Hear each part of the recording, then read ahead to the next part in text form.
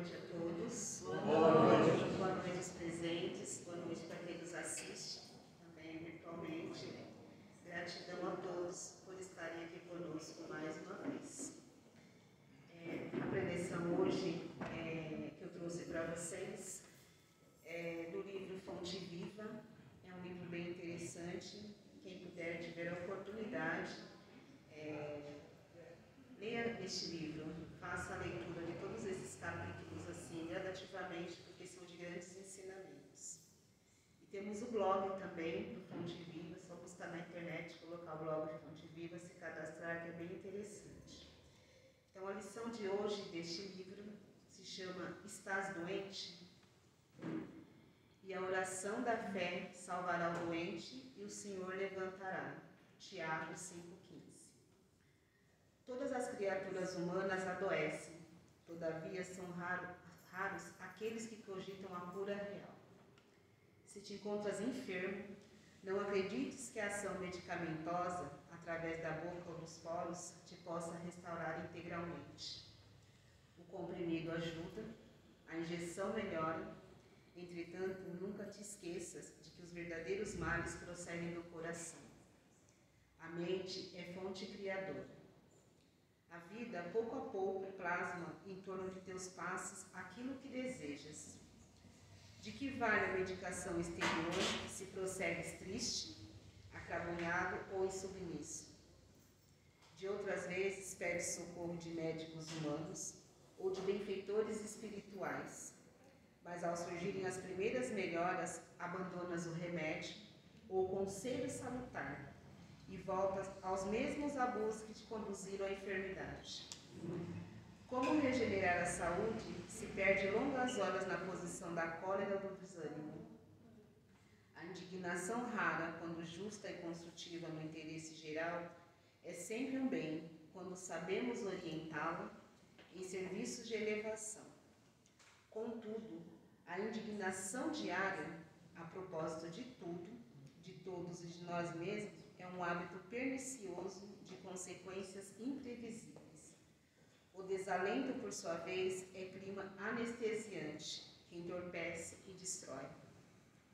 E o que falar da maledicência ou da inutilidade, com as quais despendes o seu tempo valioso e longo em conversação infrutífera, extinguindo as tuas forças?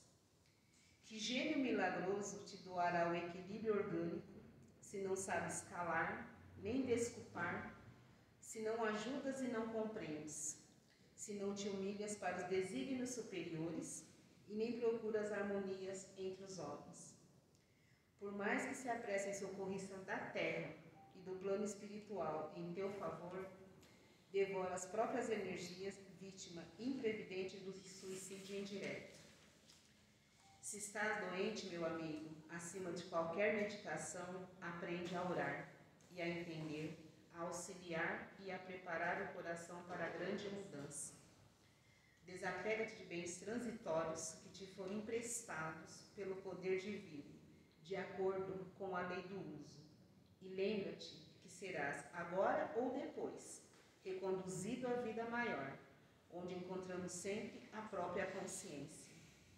Foge à brutalidade. Enriquece os teus fatores de simpatia pessoal pela prática do amor fraterno. Busca a intimidade com a sabedoria pelo estudo e pela meditação. Não manches teu caminho. Serve sempre. Trabalhe na extensão do bem. Guarde lealdade ao ideal superior que te ilumina o coração e permanece convicto de que se cultivas a oração da fé viva em todos os teus passos, aqui ou além, o Senhor te salvará. Então, nesse texto ainda tem uma reflexão, né, essa reflexão eu tirei até do blog do Fonte Viva, que é um resumo de tudo que está aqui e que eu falo nós, né? E nós temos muito o que treinar. Então, como Emmanuel nos lembra, a causa da doença está em nós. Não sabemos como o remédio receitado por um médico humano ou espiritual está agindo em nosso corpo. Se queres o fruto, não detestares a flor. É um convite à moderação e ao otimismo, pois todo remédio tem seu tempo para fazer efeito. Temos que ser pacientes para passar pelos desafios da vida e nos sentirmos responsabilizados pelo que acontece conosco. Seja o bem ou seja o mal, somos frutos do nosso passado. O que nos acontece é uma consequência do que fizemos ou desejamos. Que Deus nos ajude sempre quando estivermos doentes, mas precisando trabalhar, e nos engrandecemos com isso. O trabalho que mais nos faz evoluir é o que mais nos traz oportunidade de resolver problemas em situações adversas. E para finalizar, tudo passa. E somos fortalecidos pelos nossos benfeitores espirituais que nos socorrem quando nos sintonizamos com o Pai e com seu Filho Jesus. Que assim seja, graças a Deus. Nossa, Cacá!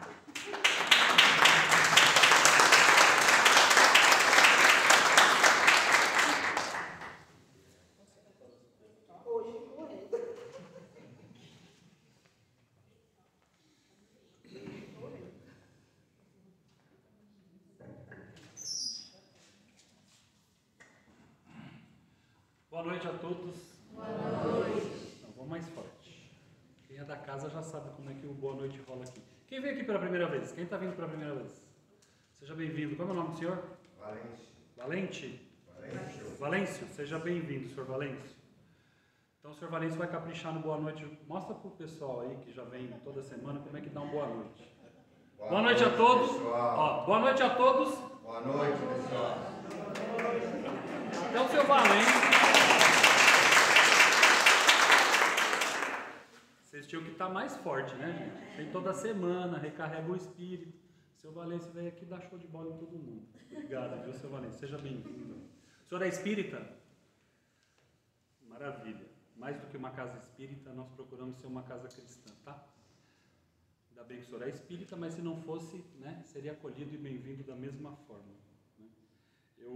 Falta um pouquinho para a gente começar a palestra.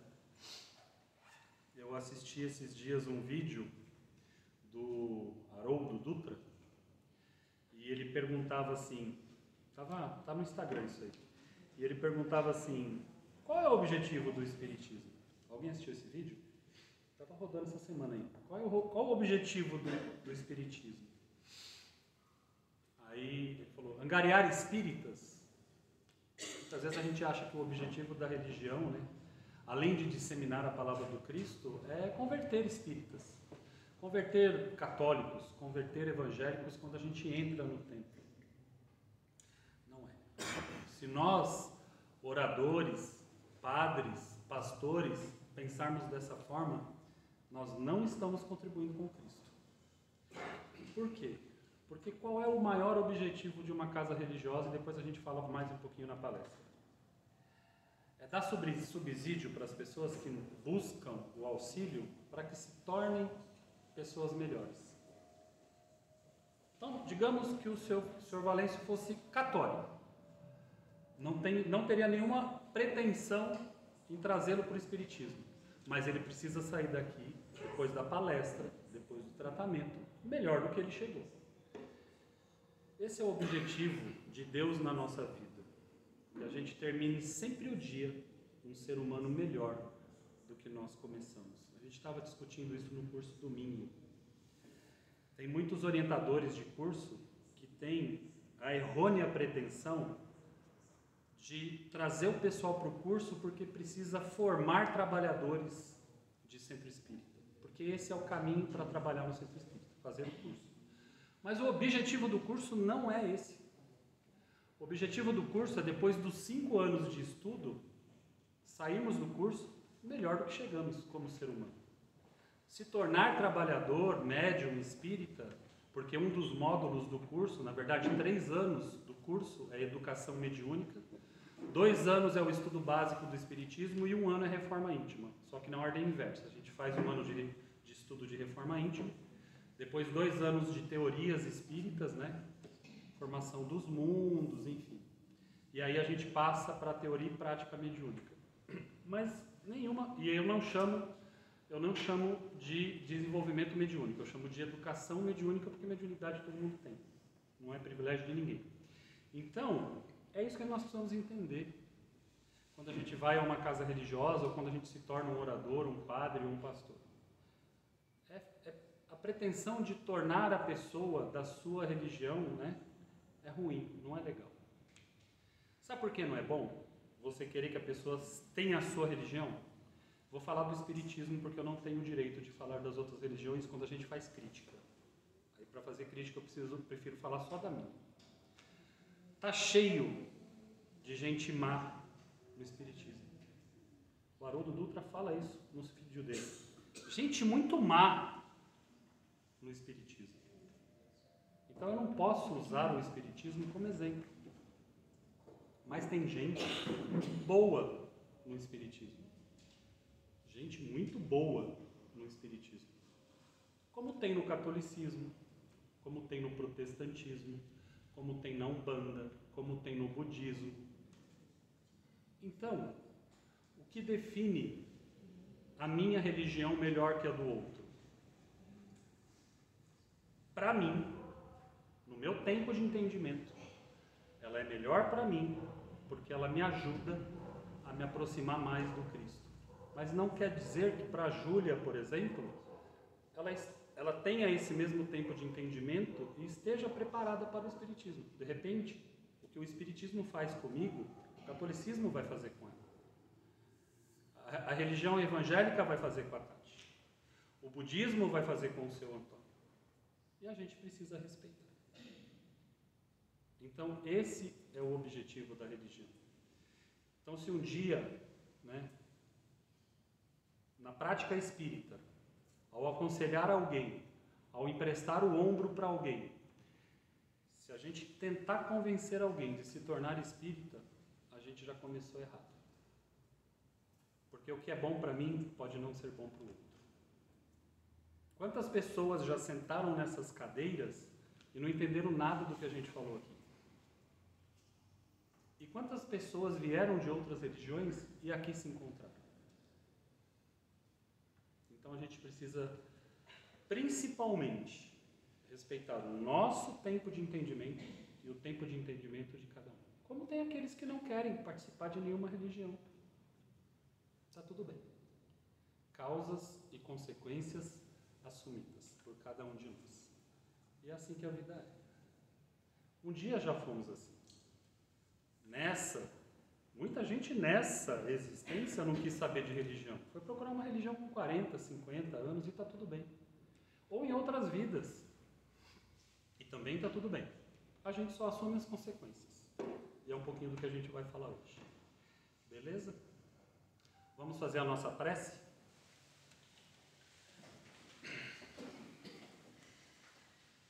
Então vamos agradecer ao Pai por nos dar a oportunidade de estarmos aqui essa noite. Pedir a espiritualidade que nos intua, nos ilumine, nos encaminhe para o bom trabalho, para o recebimento das boas bênçãos que viemos buscar. Que possamos, através da nossa energia, auxiliar os nossos irmãos desencarnados que também vieram à procura de ajuda e luz. E em forma de gratidão, vamos orar o Pai Nosso. Pai nosso que estais nos céus, santificado seja o vosso nome. Venha a nós o vosso reino, seja feita a vossa vontade, assim na terra como nos céus. O pão nosso de cada dia nos dai hoje. Perdoai, Senhor, as nossas ofensas, assim como nós perdoamos a quem nos tem ofendido. E não nos deixeis cair em tentação, mas livrai-nos, Senhor, de todo o mal, que assim seja, graças a Deus. A minha palestra, de quem assistiu a minha palestra anterior? Busquemos a eternidade. Na verdade é continuação, tá? Para quem não veio não tem problema, está começando hoje. Para quem veio, a gente vai emendar um tema no outro. Então eu terminei a última palestra dizendo assim: é preciso olhar carinhosamente para a nossa alma e começar a nos sentirmos como espíritos eternos que somos na conquista do reino de Deus. Vocês lembram que eu falei que que a vida do espírito ela é única, a gente só fragmenta isso em várias existências, que eu falei que nós espíritas erramos muito quando fala assim, deixa para a próxima vida, não é para a próxima vida. A vida do espírito ela é formada de várias existências, então a gente deixa para a próxima existência, porque a vida do espírito é a continuidade da erraticidade e da vida de encarnado. Da erraticidade, que é a nossa verdadeira casa, né? O céu, né? A espiritualidade é a nossa verdadeira casa. A gente veio aqui só para estudar, aprender mais um pouquinho, colocar em prática o que a gente imagina que aprendeu, ou deveria, né? Depois volta para lá, tomar os puxões de orelha, aprender mais um pouco, estudar bastante, e aí vem para cá de novo para ver se aprende. É mais ou menos assim. Lá é o campo de estudo, aqui são as provas. Lá é o campo de estudo, aqui são as provas. Por isso que a nossa vida encarnada é formada de provas e expiações. Por isso, simples. Então vamos lá. Do livro Verdade e Vida, o benfeitor Emmanuel, pela psicografia de Francisco Cândido Xavier, discorre sobre a relação entre as doenças materiais e as doenças da... Eu perguntei quando que ela preparou esse texto, porque é metade da minha palestra. Na verdade é o resumo, né, da minha palestra. Eu quero fazer uma pergunta para vocês. Vamos começar aqui a nos conhecer melhor. Quem aqui é casal? Tem um companheiro, namorado, marido, esposa, independente de estar aqui ou não? Quase todo mundo. É ou já foi, né? Vale para quem já foi também, porque já teve a experiência do que eu vou comentar aqui. Se alguém perguntar para nós assim, quais são os defeitos que o seu companheiro ou a sua companheira precisa corrigir? É fácil de responder? Muito fácil.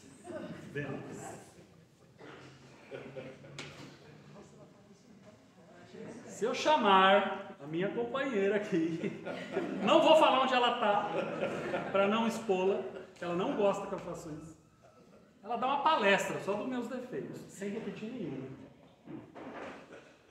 A próxima pergunta para nós, companheiros de alguém, se a gente fala assim, tá bom, você já sabe quais são os 35 defeitos principais, esses são só os principais, que o seu companheiro ou companheira deve corrigir. A próxima pergunta é, quais são os planos de ações que você sugeriria para ele se corrigir nesse... Temos vários.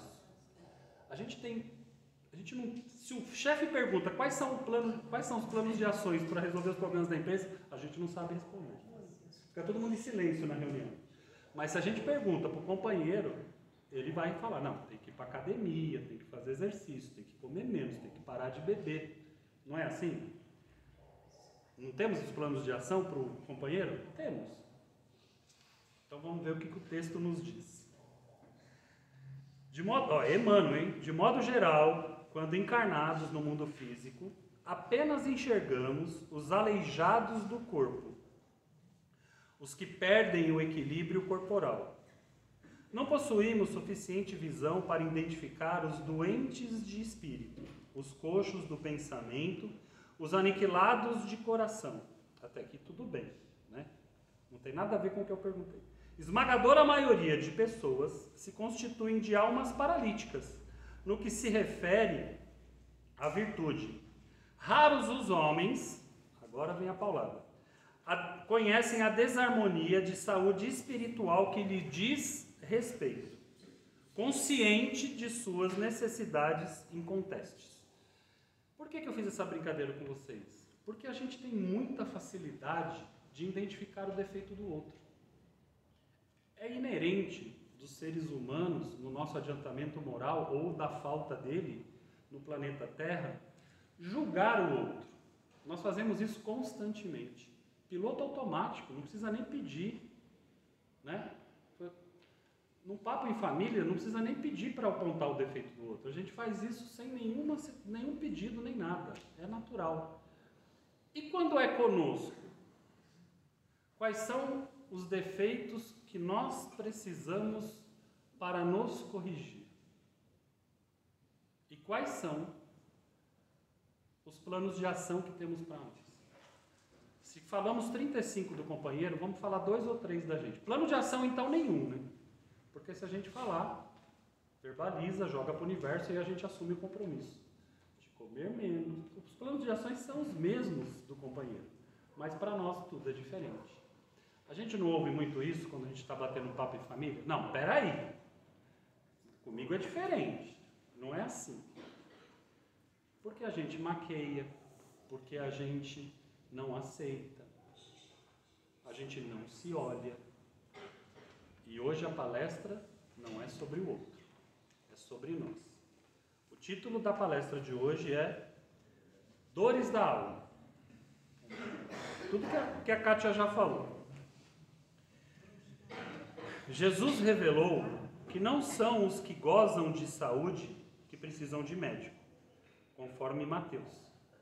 No livro Ante o Divino, que também Emmanuel psicografou, passou a psicografia para Chico, ele diz assim: sim, somos espíritos enfermos com ficha específica nos gabinetes de tratamento instalados nas esferas superiores, dos quais instrutores e benfeitores da vida maior nos acompanham e analisam nossas ações e reações. Mas é preciso considerar que o facultativo, mesmo sendo o nosso Senhor Jesus Cristo, ou seja, quem poderia mudar tudo isso, não pode salvar o doente e nem auxiliá-lo de todo, se o doente persiste em fugir do remédio. Então, por mais que Jesus, porque a gente culpa muito Jesus e Deus, né? Quando a gente está doente, quando a gente está enfermo, quando a gente está passando por uma dor, a gente acha que Deus nos abandonou, que Jesus não olha mais para nós. E não é nada disso. Ele, na verdade, está nos dando a oportunidade de nos conhecermos melhor e nos corrigirmos. Eu vou contar um fato estatístico para vocês que não tem na Bíblia, mas nos estudos espirituais, isso é evidente. Jesus curou muita gente, muito mais do que tem na Bíblia. Se lá tem relato de 20, 30, 40 pessoas que Jesus curou, vocês podem multiplicar isso por 100. Ele curou muita gente, direta ou indiretamente. Só que tem um dado muito triste, que a espiritualidade traz para nós nos estudos bíblicos. Vocês sabiam que 70% das pessoas que foram curadas por Jesus voltaram a ficar doentes? Isso é fato, gente. A espiritualidade traz para nós que mais de 70% das pessoas que foram curadas por Jesus voltaram a adoecer. O que Jesus falava para a pessoa quando ele curava? Vá e não peques mais. Todo mundo obedeceu? Causa, consequência. Aqui no centro é a mesma coisa. Tem pessoas que vão e que vêm, constantemente. Normalmente, percebem um certo alívio nos problemas e param de vir. Aí o caldo entorna. Aí volta. A vantagem é essa, né? Que Jesus não curava 2 vezes, mas no centro espírita dá para a gente ir e voltar quantas vezes a gente precisar. Mas é assim que funciona, porque Jesus deu o remédio da consequência. E a gente vai falar disso daqui a pouco. Só que quem cura a causa? O que a Kátia falou? O médico trata o corpo. Mas a doença vem do corpo? Quem acha que a doença vem do próprio corpo, levanta a mão. Não vem do nosso corpo. Todas as doenças, sem exceção, vêm da nossa alma. Ah, mas espera aí. E as doenças que eu tenho porque eu reencarno programado para aquilo? Veio da nossa alma. De defeitos que a gente adquiriu no passado. Desarranjamos o nosso perispírito e, por consequência disso, muitas vezes escolhemos essas provas para que agora nos depuremos de algo que nós tivemos oportunidade no passado e não fizemos a melhor coisa. Então, sem exceção. Ah, mas o cara já nasceu com um problema no fígado. Sim, ele foi alcoólatra no passado. Ah, mas o cara já nasceu com uma deficiência no pulmão. Lógico, ele desarranjou o perispírito dele na encarnação anterior. Em consequência disso, ele já vem com o perispírito desarranjado. Se o perispírito está desarranjado, o corpo físico reflete. Quem não sabe o que é perispírito, levanta a mão. A Andréia até retratou sobre o perispírito na palestra passada. Quem não sabe o que é perispírito, levanta a mão. Então vai ser fácil de entender. Quando a gente vê espírito, ou em sonho, como a Andréia falou, ou porque a gente tem a clarividência, não é o espírito que a gente vê. Sabiam disso? É o perispírito. O perispírito é o reflexo do nosso corpo físico.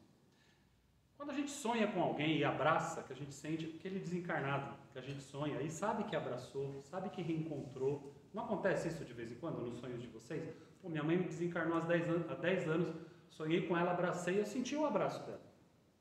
Ela me tocou. Todo mundo já passou por isso, eu acredito. O que a gente abraça é o perispírito. O espírito não tem nem forma. Ele é um emaranhado de energia que se corresponde com o corpo físico pelo perispírito. É o perispírito que se comunica com a nossa mente. Então, é o perispírito que a gente vê. Ah, eu vejo o vulto. Não é espírito, é perispírito. Ah, eu vi minha avó. É o perispírito, não é o espírito. Então, tudo que a gente faz no corpo físico reflete no perispírito. Ah, eu me suicidei. Me joguei na frente de um trem. Eu venho com aquele corpo todo destroçado e defeituoso na próxima encarnação. Não é castigo. É para refazer.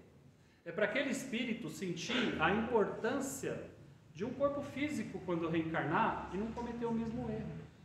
Quantos espíritos? Vai na casa André Luiz, vocês vão ver quantos espíritos lá estão cheios de defeitos, de deformidade num único corpo físico.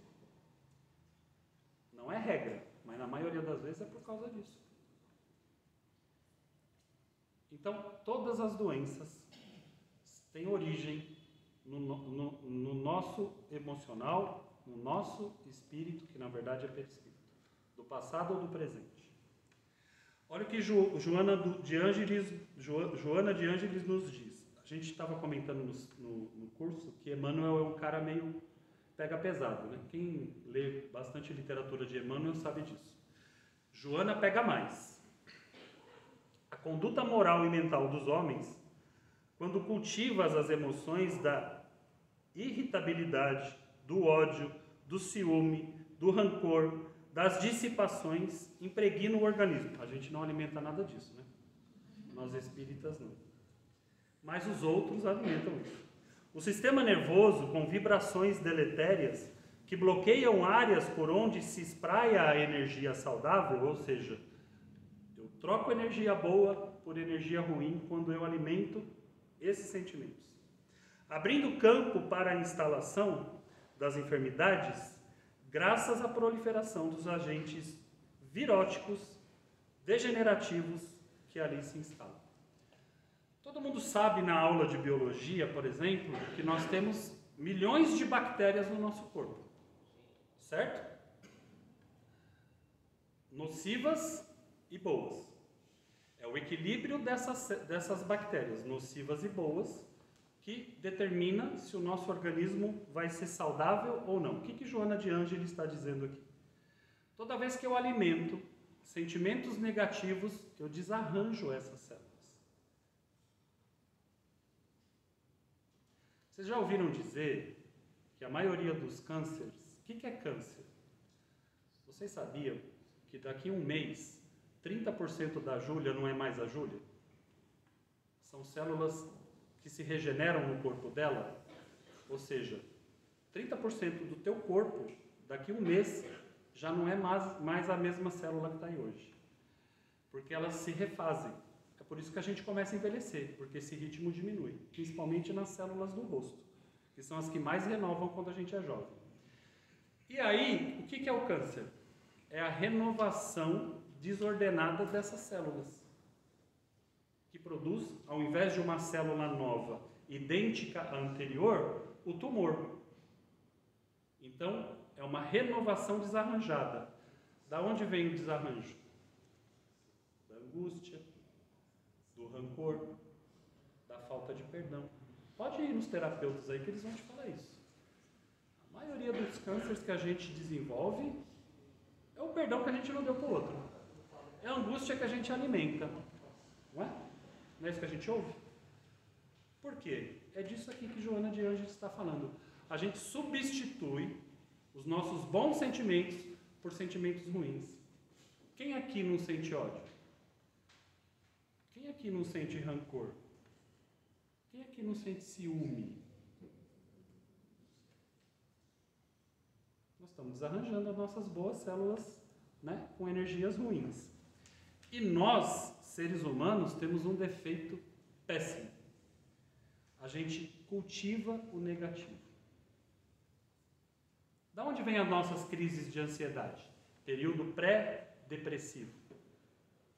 De achar que tudo que não aconteceu ainda vai dar errado. Não é assim? Não é isso que o psicólogo, o psiquiatra fala? Pô, você tem ansiedade, crise de ansiedade, porque você está achando que tudo que você precisa fazer naquele dia que começou às 6 da manhã não vai dar certo. E aí você já começa a sofrer. E aí você já começa a se angustiar. E aí você já começa a desarranjar a sua mente e as suas células do corpo. E a gente tem muita facilidade de ser pessimista, de cultivar o negativo. Tem ou não tem? Tem. O corintiano está sabendo bem disso ultimamente. Eu que o diga. Agora vocês entenderam.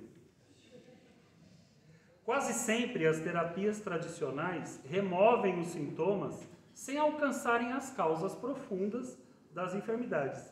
A cura sempre provém da força da própria vida quando canaliza corretamente as boas energias.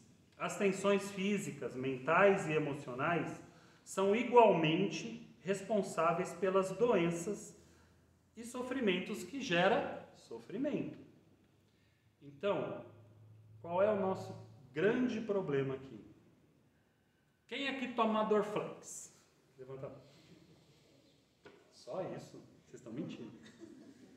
Aê, já melhorou. Aqui tem um monte, viu? Mas ninguém levantou a mão. Agora tem Advil, né? Alivium. Mas enfim, quem toma alguma medicação para aliviar a dor, levanta a mão.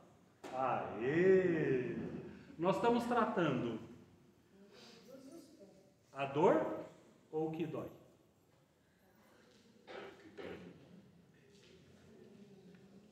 Se a gente fizesse, por exemplo, 5 minutos de alongamento antes de sair da cama, nós já diminuiríamos a venda do Dorflex em 20%.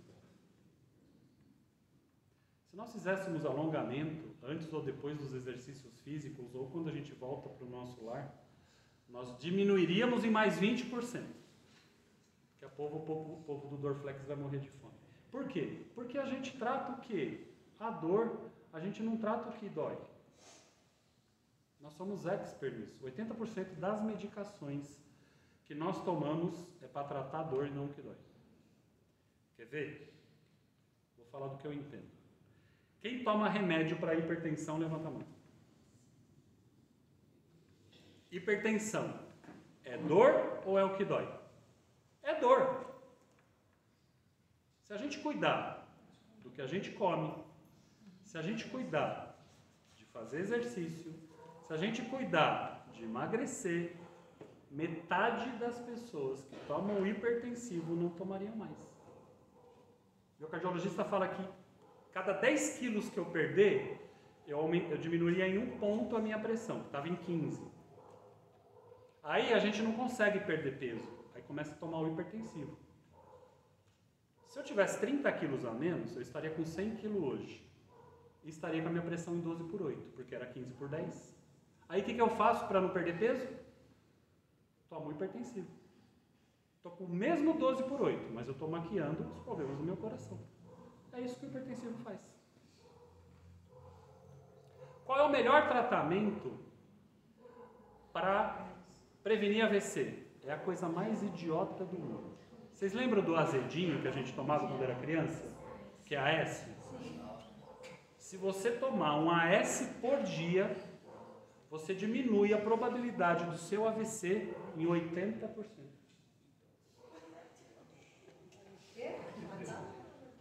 Eu tenho 3 caixas de AS na minha casa. Já tive 2 AVC, não tomava, agora estou tomando. Eu estou tratando a dor. Se você tomar o AS, um AS por dia, aquele azedinho gostoso que eles tomavam, a gente até roubava a dose da medicação, né? Se você tomar um por dia, você diminui em 80% a probabilidade de um AVC, porque ele afina o teu sangue. Mas por que eu tenho que tomar AS para afinar meu sangue? Porque meu sangue está cheio de gordura. Para não deixar de consumir gordura, eu tenho 3 caixas de AS que eu comprei na promoção.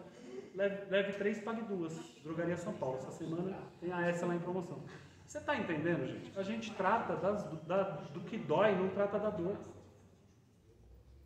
E a gente, se olhar um pouquinho para a gente vai ter consciência de por que dói. Só que dá trabalho. Cuidar da gente dá trabalho. Por isso que a gente tem os defeitos do outro e o plano de ação que o outro tem que ter. E pra a gente não tem.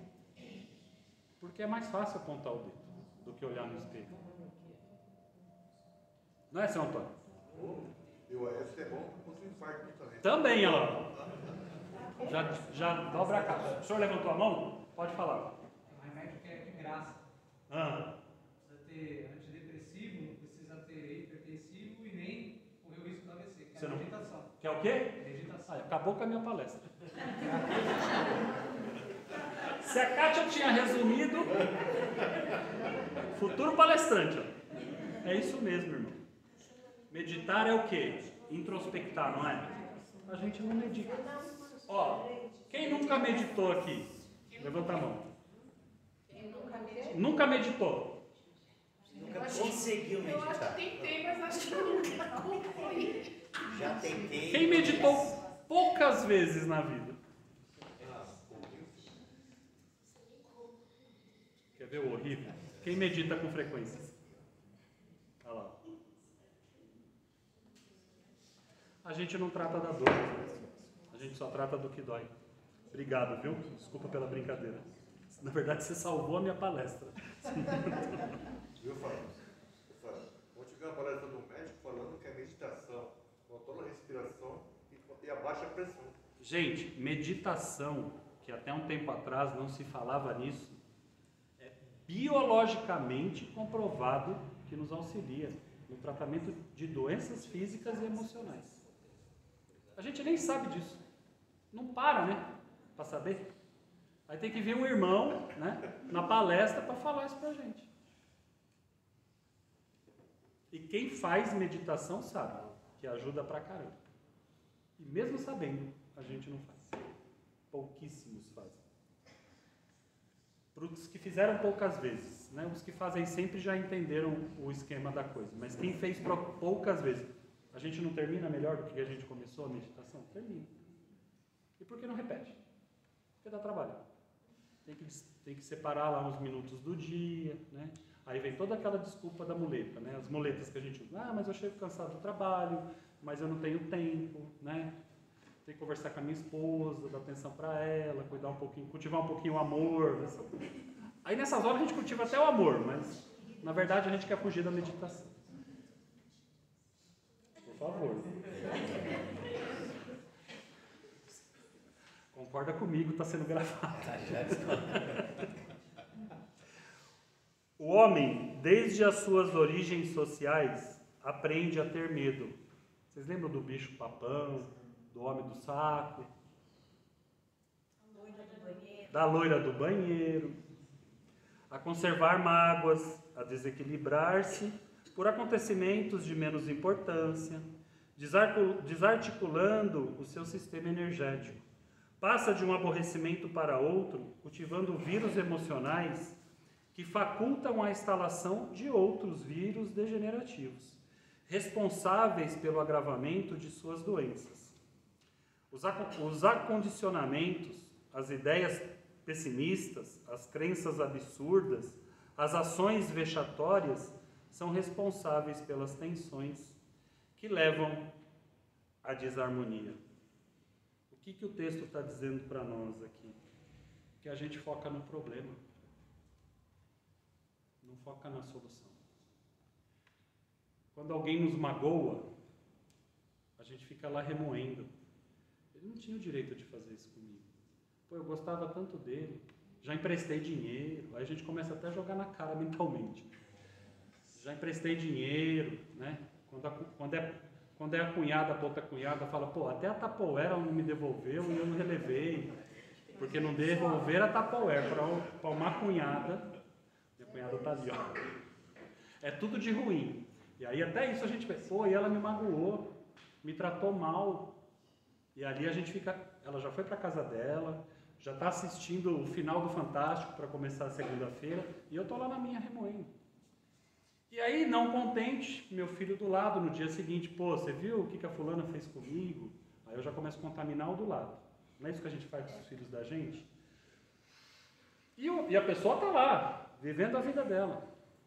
E a gente está aqui, desarranjando as nossas células, com os nossos rancores, com os nossos medos, com os nossos ódios, com as nossas faltas de perdão.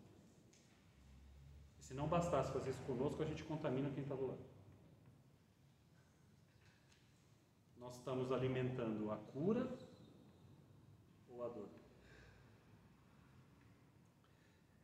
Evitando essas cargas, o sistema energético imunológico libera de doença o indivíduo e a sua vida mudará, passando a melhorar o seu estado de saúde. As causas profundas das doenças, portanto, estão no indivíduo mesmo, que se deve autoexaminar.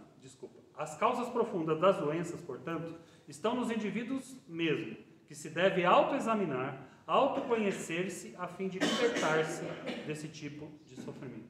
Quando a gente se autoconhece, quando a gente procura se autolibertar e nos livrarmos dos nossos sofrimentos, nós chamamos isso de quê? Do Espiritismo. Reforma íntima. Reforma íntima. Quando eu me olho, procuro me conhecer, encarar os meus defeitos de frente para tentar mudar, eu estou me reformando intimamente. E porque muitas vezes a gente vem e sai do centro, vem e sai do centro, vem e sai do centro. Porque a gente normalmente abandona as nossas reformas íntimas. A gente vem, né? Tá lá na reforma íntima legal pra caramba, tá tudo bem, tá tudo melhorando, a gente para, desarranja tudo, porque eu abandonei, volto. Aí começa tudo de novo. O que a gente precisa entender é que quem cuida da gente é a gente. O que a gente precisa entender é que a gente não tem que cuidar do outro. A gente auxilia o outro. Mas quem cuida e evolui é o outro.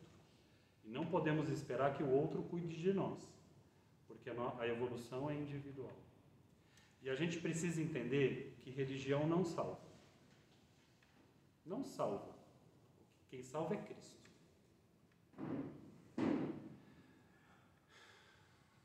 Olha a frase que a gente vai ver aqui para finalizar a palestra. A saúde do ser humano guarda real conexão com o Criador. Olha isso que interessante, gente. A doença ocorre, portanto, quando há falta dessa conexão. Quanto mais próximo de Deus eu estiver, quanto mais próximo do Cristo eu estiver, menos doença eu terei. Estou falando das doenças da alma, que pegam no corpo físico. É para isso que serve a religião. Para nos conectar com Deus. Mas quem vai nos salvar, nos curar, somos nós mesmos. Mudando as nossas atitudes, nos reformando intimamente e parando de achar que a gente tem a solução da vida do outro. Não temos e não mudamos o outro. Só existe uma forma de mudarmos o outro. Não é pela palavra, é pelos nossos exemplos. Quem gostaria, não, agora não precisa levantar a mão, tá? Quem gostaria que o companheiro estivesse aqui hoje? Quem gostaria que a companheira estivesse aqui hoje? O irmão, o amigo? Tenho certeza que tem alguém sentado nessa cadeira que convidou alguém para vir hoje e a pessoa não veio. A gente não muda o outro. Essa palestra não é para o outro que não veio, é para nós que estamos aqui. A gente pensa assim, se a minha mãe estivesse aqui hoje, meu irmão estivesse aqui hoje, meu namorado, não. Ele está no tempo de entendimento dele lá onde ele está agora. Em casa, no boteco, aonde quer que seja, trabalhando, e a gente respeita o tempo do outro. Nós estamos aqui porque nós estamos buscando Cristo de alguma forma. E a gente só consegue auxiliar o outro se nós nos melhorarmos e nos ajudarmos. Então vamos olhar para nós, olhar para as nossas doenças, olhar para os nossos defeitos, entender melhor o nosso perispírito, por que a gente já tem doenças que a gente traz da infância, do nascimento, da juventude. E aí a gente vai se corrigindo, sem medo, porque Deus estará conosco sempre. Em todas as nossas dificuldades. Ele nunca nos esquece. Mesmo quando a dor está grande, está gerando lágrimas. Ore como a Kátia falou. Ore, se aproxime dele, converse com ele. Pode xingar Deus quando a gente está orando, sabia, gente? Não tem problema, ele conhece o nosso coração. Cara, poxa vida, para não falar outra coisa. Poxa vida, me ajuda, não estou aguentando mais. Ele vai te ouvir, você vai sentir Deus no seu coração. E a gente muitas vezes não para nem para orar, mas não quer ter doença, não quer ter dor, aí fica difícil. E muitas vezes, quando a gente recebe uma graça de Deus, não para nem para agradecer. Só lembra quando está doendo. Quanto mais nos conectarmos com Deus, com a nossa mente. Você sabe o que mente chama mente? Porque ela nos destrói. Porque se ela fosse boa, ela chamava verdade. Por isso que se chama mente. Porque ela nos engana, ela nos cria ansiedade, nos cria o negativismo. Então nós precisamos reverter esse processo. Colocar coisa positiva, fazer a meditação exatamente para dominar mais a nossa mente, para ela se tornar cada vez mais verdade em nossa vida. E Deus no nosso coração. Amém? Amém. Isso aí, galera. Acabou, né? Deu tempo. Vamos orar? Fazer um pouquinho de caridade?